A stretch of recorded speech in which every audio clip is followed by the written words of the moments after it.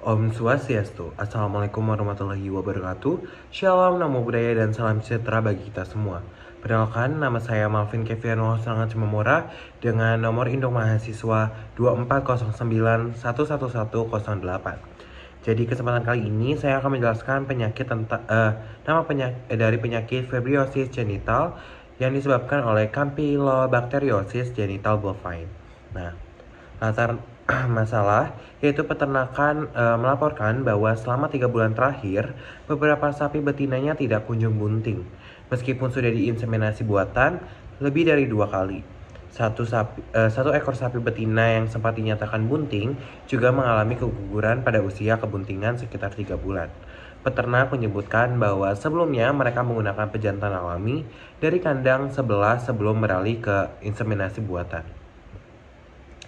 Nah, untuk morfologi bakteri ini sendiri bentuknya Campylobacter itu bentuknya basil atau batang, ramping dan melengkung, sering digambarkan berbentuk S atau V kalau dua batang saling menempel, atau kadang kayak sayap camar atau segelwing di bawah mikroskop.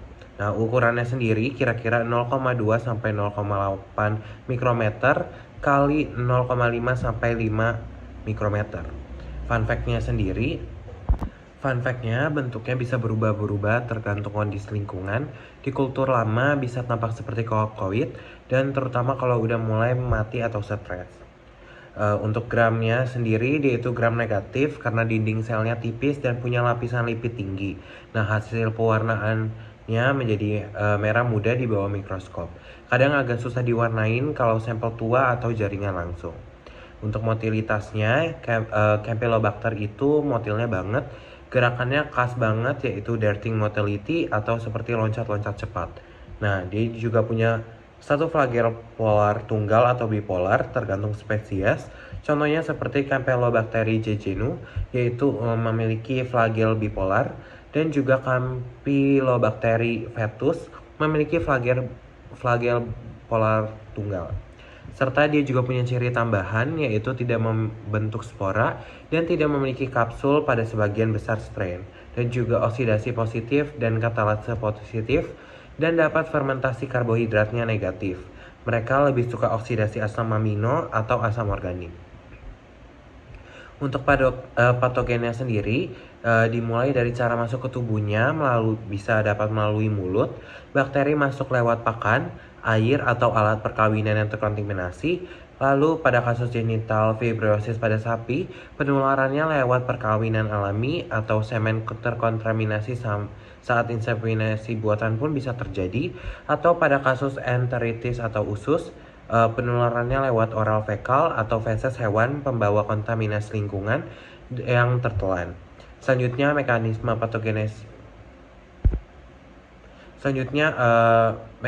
patogenesisnya sendiri atau alur kronologisnya pada saluran genital sapi, yaitu Campylobacter fetus ini menempel di mukosa serviks dan uterus.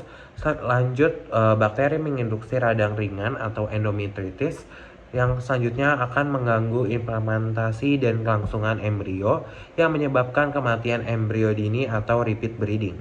Nah, pada beberapa kasus menyebabkan abortus pada trimester awal yang bisa kita catat pejantan jadi carrier kronis karena bakteri bersembunyi di lipatan prepucium dan mukosa penis tanpa gejala.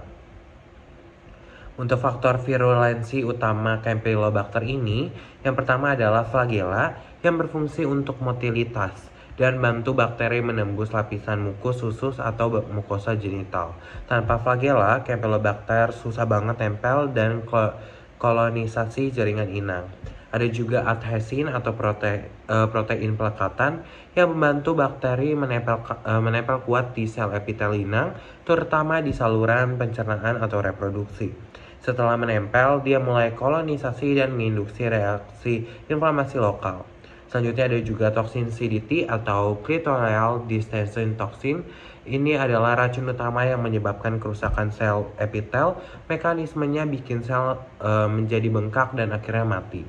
Hasilnya bisa diare atau gangguan implementasi embrio pada sapi betina. Ada juga endotoxin atau LPS atau LOS adalah komponen khas bakteri gram negatif yang memicu demam dan inflamasi. Jadi ini yang bikin gejala sistematik kayak demam atau keguguran pada infeksi berat. Untuk Untuk gejalanya klinis pada sapi Campylobacteriosis genital atau Vibriosis genital, penyebab utamanya adalah Campylobacter fetus subs venerealis yang memiliki gejala klinis ya. Pertama adalah infertilitasi sementara, yaitu sapi betina susah bunting walau sudah dikawinkan berulang kali.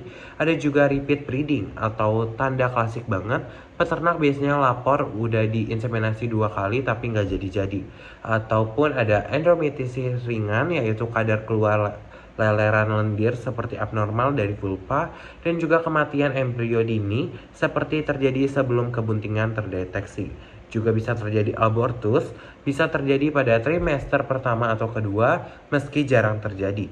Ada juga biasanya pada pejantan, biasanya tanpa gejala, tapi jadi carrier kronis dan menularkan ke betina lewat perkawinan. Lalu untuk upaya pencegahannya sendiri, yang pertama pada sapi yaitu fokus utamanya mencegah penularan lewat perkawinan dan semen. Langkah-langkahnya seperti gunakan inseminasi buatan dengan semen yang bebas Campylobacter dan bersertifikat, ataupun menggunakan pejantan yang alami. Uji dulu pejantan dengan pemeriksaan presluteal swab atau untuk memastikan tidak carrier. Dan juga jangan sampai pejantan baru ke kelompok tanpa karantina dan pemeriksaan dulu. Lalu juga ada jaga kebersihan alat inseminasi buatan yang harus disterilkan setiap kali digunakan. Dan juga ada isolasi dan obat sapi betina yang menunjukkan tanda repeat breeding atau abortus. Selanjutnya ada bisa dilakukan vaksinasi atau di beberapa negara untuk menekan tingkat infeksi meskipun belum umum di Indonesia. Selanjutnya untuk kesimpulannya adalah Campylobacter adalah bakteri gram negatif berbentuk melengkung atau basil yang menyebabkan Campylobacteriosis pada berbagai hewan. Pada sapi, infeksi ini menimbulkan Vibriosis genital dengan gejala infertilasi dan abortus, sedangkan pada domba dan unggas dapat menyebabkan abortus dan enteritis ringan. Pencegahannya sendiri dilakukan dengan biosecurity dan juga penggunaan semen bebas infeksi dan sanitasi yang baik. Mungkin sekian penjelasan dari saya sendiri. Saya mohon maaf apabila ada penjelasan yang salah atau salah kata. Mungkin sekian, terima kasih.